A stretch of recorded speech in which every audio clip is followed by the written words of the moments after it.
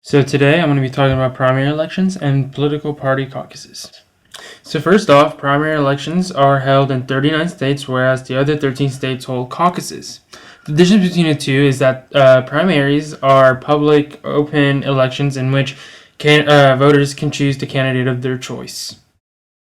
There are three main types of primaries. The first one, closed, are elections in which voters must register early in order to encourage party loyalty.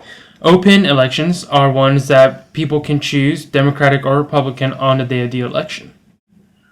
Blanket primaries are ones in which voters can choose from Republican and Democratic candidates. At one point, all states actually held caucuses as opposed to holding primaries and caucuses. Back in the day, party bosses such as the notorious Boss Tweed organized political campaigns and essentially elected the leaders for our country and without public approval. Nowadays, caucuses operate in a different way. Party bosses such as the notorious Tweed essentially elected our party officials behind hidden doors, but nowadays, open to the public, to voters who are registered with a certain party, caucuses allow for input from the public. Eventually, one can move up from being elected in the county convention to the congressional level and to the district and so forth, and to the national party convention, the final convention in which the candidate for the political general election is chosen. Many critics have closely scrutinized this system of campaigning for many reasons, some of whom include that early caucuses and primaries such as Iowa and New Hampshire detract from most of the other primaries towards the end of the race.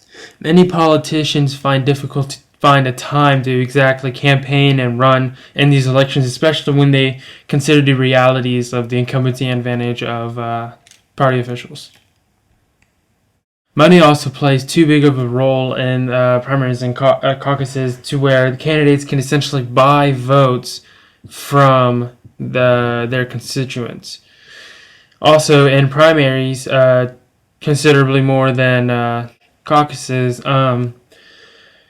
the voters are more likely going to be people with really ideological bases, such as Die Hard, Die Hand, as opposed to Donnie Don't Care, who cares about general elections and names and such of presidential nominees.